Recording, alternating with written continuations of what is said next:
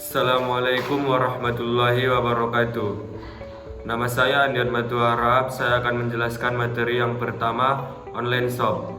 Ada beberapa aplikasi yang pasti ada di HP teman-teman semua.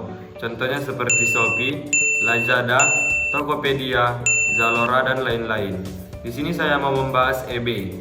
eBay adalah salah satu marketplace online yang merajai pasar online di seluruh dunia pada tahun 1995.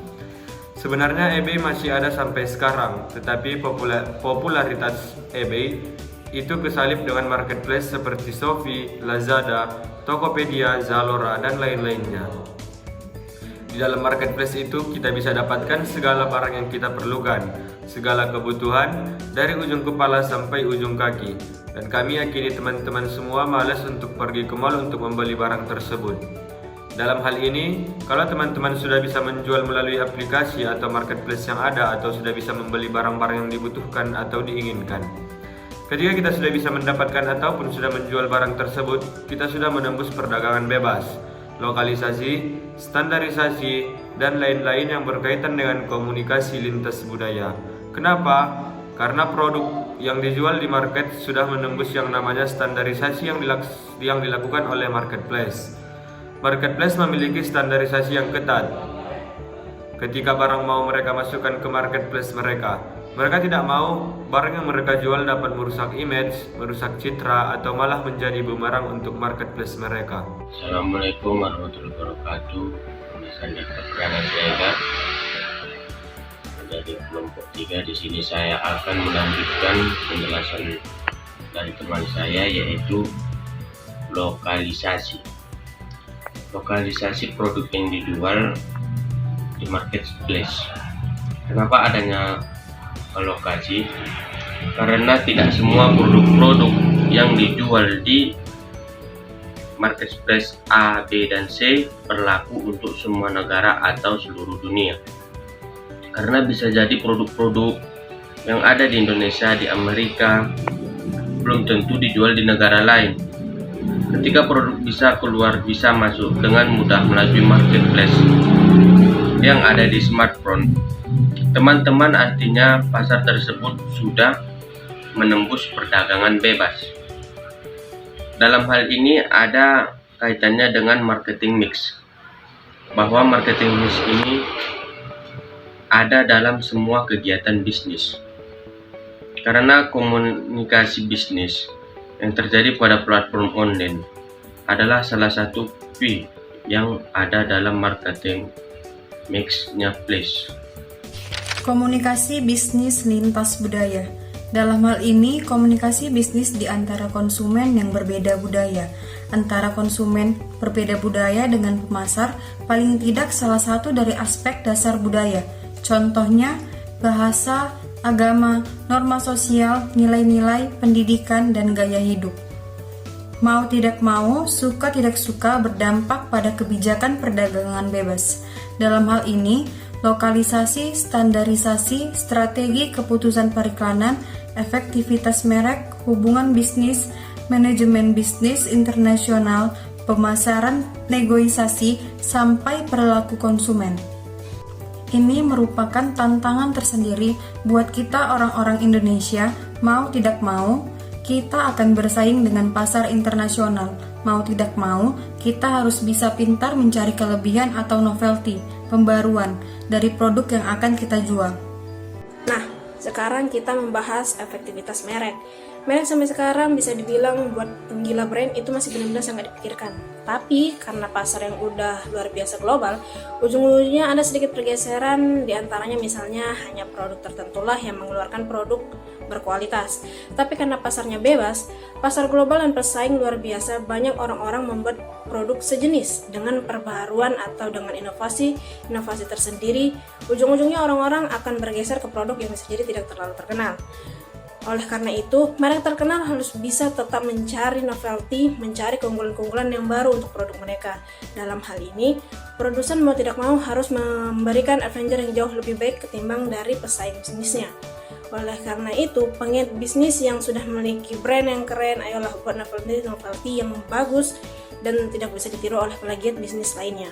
Kultur Indonesia dengan kultur luar negeri seperti ASEAN, Asia, pasar dunia, kulturnya itu berbeda-beda.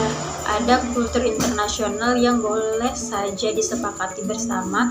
Maksudnya gini, mau tidak mau, kultur yang kita miliki itu pasti akan bergeser kan. Nah, kita akan lebih prefer ke kultur luar. Selanjutnya ada pemasaran negosiasi. Pemasaran negosiasi internasional dengan lokal itu jelas berbeda. Terkadang kita menggunakan negosiasi secara lokal, kita menggunakan pendekatan secara lokal, tetapi dalam hal ini kita harus bisa pintar-pintar nih memilih bagaimana cara kita melakukan negosiasi dengan lawan bisnis internasional kita nanti. Nah, perilaku konsumen dalam hal ini lebih memilih produk-produk kebutuhan melalui pasar online, mulai dari kebutuhan keseharian, makanan, pakaian, rata-rata tuh sekarang melalui pasar online. Nah, ada beberapa riset yang menunjukkan bahwa shopaholic itu akan tetap terjadi dalam platform online. Nah, platform online ini bukan mengurangi para shopaholic, tetapi malah menambah shopaholic. Karena dalam hal ini, prinsip orang-orang sekarang tuh begini, mereka lebih mementingkan keinginannya mereka dibandingkan dengan kebutuhannya mereka. Dan juga, orang yang butuh sesuatu malah lebih mementingkan keinginannya mereka. Model-model e-commerce yang ada di Indonesia ada 3. Yang pertama iklan baris, yang kedua retail, yang ketiga marketplace.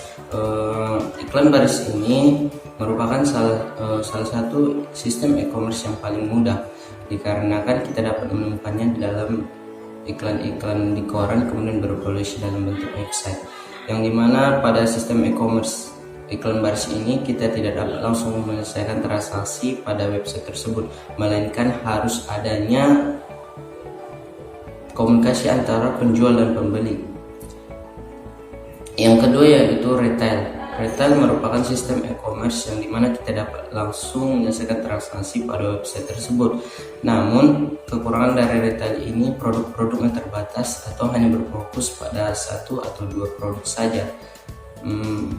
Kita dapat lihat pada aplikasi Lazada ataupun Zalora. Yang ketiga yaitu marketplace. Marketplace bisa kita bilang sebagai penyedia jasa mail, yang dimana penjual bukanlah pemilik website, melainkan siapa saja yang terdaftar pada website tersebut.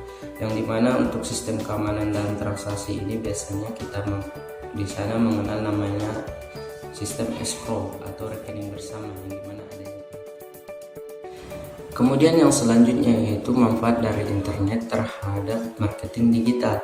Yang pertama itu global dissemination. Global dissemination ini maksudnya dikarenakan negara-negara di dunia ini sudah terhubung terhadap internet, maka informasi itu lebih cepat dan mudah didapatkan, termasuk juga terhadap komunikasi bisnis atau marketing digital yang saat ini, sehingga memudahkan kita untuk masuk ke dalam pasar-pasar internasional. Saya Suwailatun Nafisa. Di sini saya akan melanjutkan penjelasan tentang komunikasi bisnis dalam digital marketing. Yang kedua ada interaksi, di mana komunikasi interaktif adalah kemampuan internet yang lain seperti forum diskusi, grup chat, formulir interaktif untuk pesanan, feedback, dukungan teknis, serta email yang menjawab permintaan dan komentar secara online. Feedback yang cepat dan efisien kepada konsumen serta tanggapan dari konsumen memberikan beberapa kesempatan untuk menunjukkan perhatian perusahaan pada konsumennya. Sehingga teknologi internet membantu bisnis serta membangun peranan dan loyalitas konsumen. Adapun tujuan dari pemasaran interaktif adalah untuk memikat dan memelihara konsumen yang akan menjadi rekan bisnis dalam penciptaan, pembelian, dan mengembangkan produk dan layanan. Konsumen tidak hanya sebagai peserta pasif yang menerima iklan sebelum membeli, melainkan konsumen diharapkan proaktif dan interaktif dalam pemasarannya. Ketiga, ada electronic commerce, di mana internet menjadi platform teknologi e-commerce, internet yang menghubungkan perusahaan dengan konsumen dan penjualnya, sehingga memungkinkan perusahaan penggunaan internet dapat memasarkan, membeli, menjual, serta mendukung produk dan pelayanan secara elektronik. Beberapa keuntungan berbisnis lewat internet terletak pada aplikasi e-commerce. E-commerce memungkinkan untuk membuka pasar atau membuat produk dan pelayanan yang baru. Yang keempat, ada integration, di mana perusahaan yang bekerja menggunakan internet mengintegrasikan aktivitas di luarnya dengan proses bisnis di dalam perusahaan secara online. Contohnya sebagai situs web perusahaan yang tersambung dengan database operasional yang tersimpan pada server web internet.